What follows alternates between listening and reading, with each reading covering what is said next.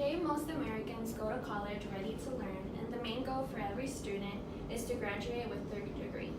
However, college can be expensive and can lead you to a huge financial debt.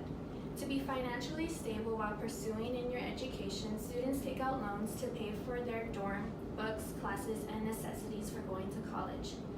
The fact that students have to take out loans and survive college and are in debt now has led many students struggling and burdened. Today, I plan to convey whether or not student debt should be forgiven and hopefully influence you that they should. This will mean we are going to be looking at the statistics of students' debt and the limited resources for help in student debt, and testimonials of people who are struggling. Let's look at these statistics of how many people are struggling and burdened to pay for their student debts in America. Most Americans take out loans, and these statistics show the tremendous average of money taken from.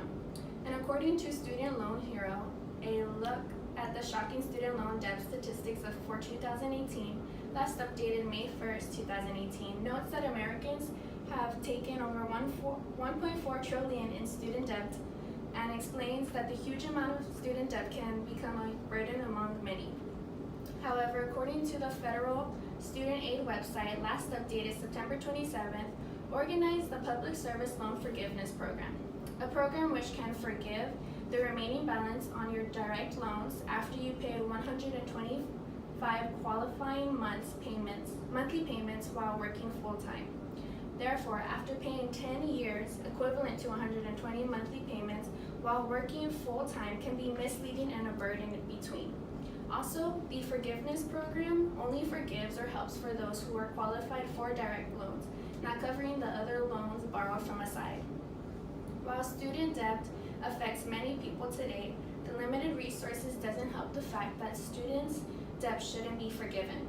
Some will view that repaying student loans can be by saving money, budgeting, and setting up repayment plans. Many people say that the longer you wait to pay for your student loans, the more money that will be added.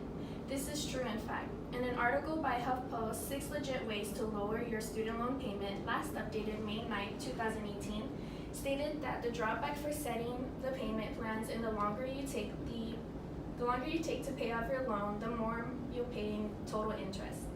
A plan which is supposed to ease some money monthly off will add in more in the long run. Another way to manage student debt, according to Forbes magazine, last updated June 28, 2018, states to have a strong credit of 680 or above to refinance your student loans. Yet, a credit card can't fix the problem if people are struggling to pay for their student loans. Nevertheless, reach a high credit score because of the unstable finance paying towards the student loans. The limited resources given to help students pay off their student loans are ultimately not reliable, which leads to real testimonies from students struggling to pay for their financial debt. According to an academic journal published by Mother Jones Unforgivable, written by Ryan Libenethal, last updated September 1st, 2018, 2 people that we will look at face challenging paying for their student debt. First, Laya, owed $70,000 from graduation with the complications of Fed loan errors for 12 months, which she is still paying $70,000 today. When she found a good job with great benefits, she was excited to pay for her student debt and start her future.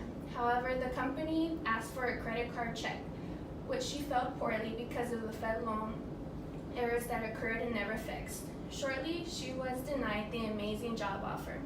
Second, Brandon Isaacs owed $139,000 from graduation and paying $800 monthly with 7 to 8 months delayed by Fed loan errors, now $161,000 owed today. Isaac had a stable job making good money, paying his monthly payments of student debt on time, and still cheated by the system, thus showing that being responsible and paying on time can still lead to failure of student loans. After reviewing these occurrences, before concluding whether student debt should be forgiven or not, began by looking at the statistics of the student debts, the limited to no help resources, and testimonials struggling with student debt. Noticing each of those points, it is certain that student debt is outrageous and forgiving is a stronger choice. This is because statistics show tremendous amount of student debt in America. It is unrealistic for anyone to pay in a short period and live in peace. Not to mention the real testimonials that many are struggling every day. The central idea is people will be able to live a better life by eliminating or lowering student debts.